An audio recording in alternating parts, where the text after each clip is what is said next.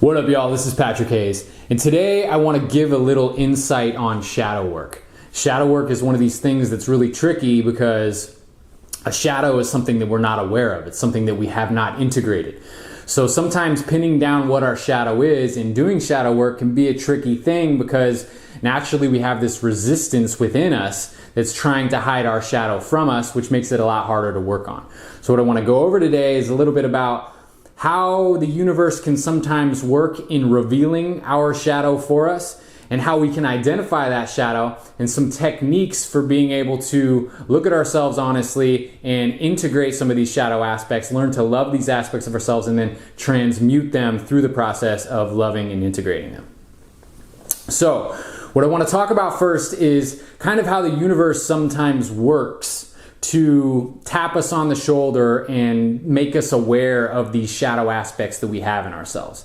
Now, if we're a really introspective person, this will probably happen less than if we're a non-introspective person. But what will happen is if we have some shadow aspect within ourselves, something that we're not willing to look at, some sort of resentment, some sort of, pent-up anger, pent-up rage, some sort of guilt, and we're not willing to bring it into our conscious mind, take a look at it and learn how to integrate it, learn how to move through it and work with it. Oftentimes what will happen is the universe will pop this shadow aspect up into our reality, embodied by someone else, by some other character in the reality. And the reason why it has to work this way is because if we're not looking at it inside of ourselves, if we're not taking responsibility for our own shadow, then the universe has to kind of figure out, well, how are we going to get their attention?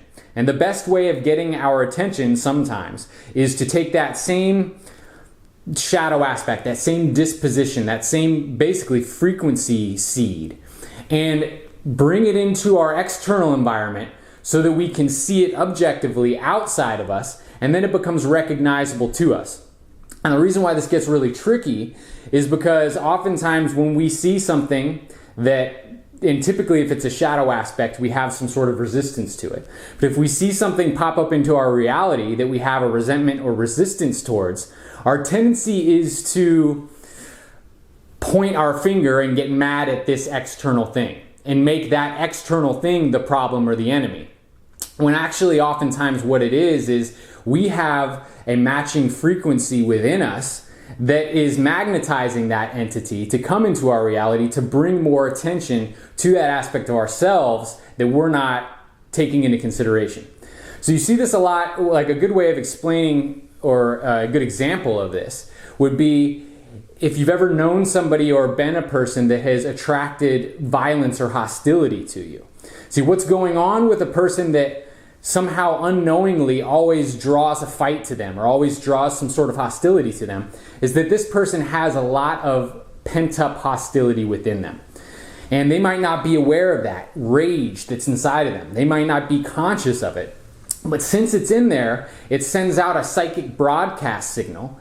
And then other people that have rage or hostility within them, intuitively or psychically, we would say, pick up on that. And then it becomes like a lightning bolt that is grounding out its charge. It found somewhere where it can kind of express, and it will start expressing.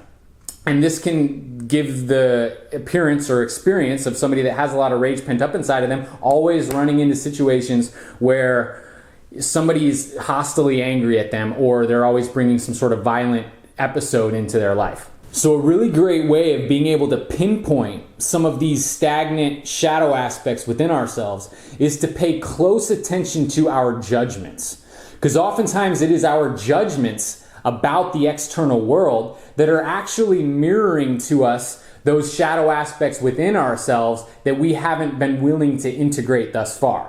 And that's why they're showing up in the reality. So we could take, for example, say that we might have some sort of blockage about expressing a certain aspect of our personality.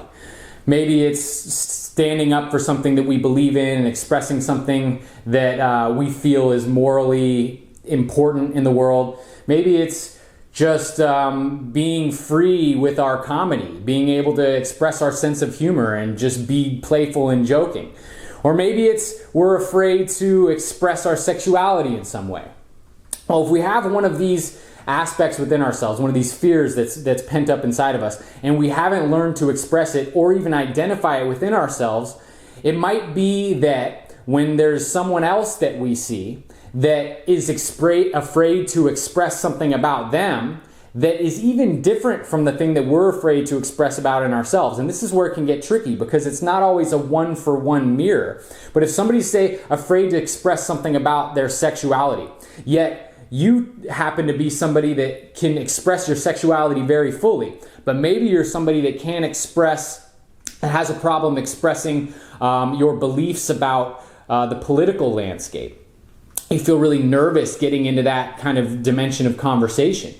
Well, you might get extremely annoyed with somebody else that is afraid or incapable of expressing their sexuality and see it as a weakness, and it might just irk you in a certain way because you're like, well, I express my sexuality. What's wrong with them? Why can't they express their sexuality? You just got to be free. But for some reason, it kind of bothers you and you judge them for it. Well, the chances are you're judging them for it because essentially you have the same, I don't want to say flaw, but you have the same shadow aspect going on within you, which is the inability to express, the inability to be expressed.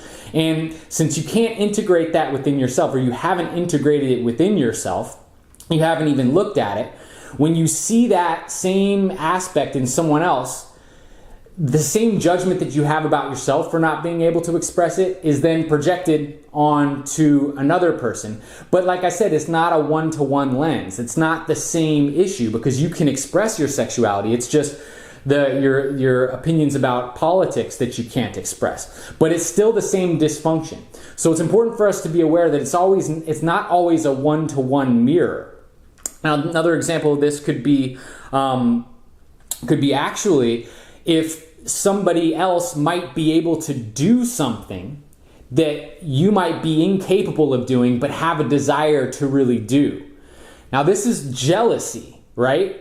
But jealousy is oftentimes disguised as disgust. It's disguised by somebody seeing that, oh, well, this person's doing really well in this category and that pisses me off, so I'm going to pick them apart and point out the flaws in how they're doing it and kind of cut them off at the knees, make them feel as if they are doing something morally incorrect, and I'm going to take this higher ground as if, well, I'm better than that. I would never do that. I would never take advantage of people through my dominating mental capabilities. And that's what that person is doing. When in actuality, maybe you would dominate somebody with your mental capabilities, but you just don't know how, or you're not good at that. So this kind of anger or frustration that you're not capable of operating at a certain level that you see someone else operating as is then manifested into an anger or frustration, and then the condemnation of that person through some sort of filter that points out all of the flaws in how the person is, walking through the world. This is another way that shadow comes up through judgment. So if you can see how when you're ticked off by something or something is pissing you off, it's probably because, and not always, but it's probably because there's some sort of aspect of your own psyche, of your own makeup that you have not integrated. Because ultimately what the universe is here to do is it's here to teach us to love everything, to accept everything, to come to a neutral space where we can be sympathetic, we can empathize, and we can come from a loving space in a neutral space, a love-neutral space, as we like to say, where you can accept your reality, you can accept anyone in your reality, and not get triggered or angry at it, but learn how to harmonize in the best way that's most useful to whatever you're engaged with. So what will happen is if we have these aspects of ourselves that we haven't accepted, that we haven't learned how to harmonize with, engage with, and then nurture into a greater expression, then and if we've shut ourselves off from being able to even look at that, then those things need to show up in our reality externally so that we have to face them in a more tangible way. And in many ways, this is kind of what incarnation onto a physical planet is for. This is one of the key features of living in a physical world, is that we can experience ourselves in a multi-dimensional hologram where we can experience ourselves physically and externally. So different aspects of our consciousness show up externally for us to engage with so that we can learn more about ourselves. So those aspects, especially within us, it's a holonomic experience. It's going on inside us and outside of us. So those aspects within ourselves that we haven't gone in and learned to transmute will show up externally to us. Now, when we can transmute those things within us, then we gain the power to transmute them outside of us. And this is where the real gift is. This is where the beauty is. The more of the shadow that we learn to integrate and overcome within ourselves, the more power we have to help things outside of us transform.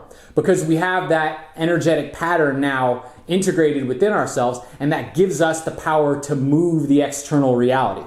And this is why extremely empowered people, the first person that came to mind when I said this is like Tony Robbins. Tony Robbins can stand up with somebody who has these blocks or these shadow aspects, and in a conversation, because he's basically decoded those same shadow aspects within himself, he can snap his fingers and say a few things and bring the person into a totally new expression of themselves that quickly, because he's done it himself. And this is why shadow work is so potent and powerful, is because the more that we can integrate those undesirable aspects of ourselves into our conscious psyche so that we can transform them into something beautiful, the more power we have to help the people around us.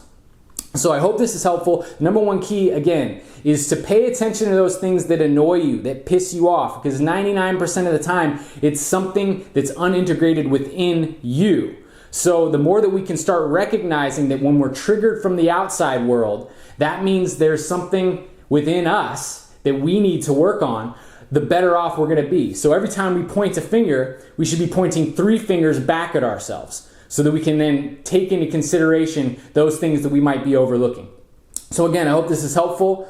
Thanks so much for tuning in. This is Patrick Hayes, and I'll talk to you next time.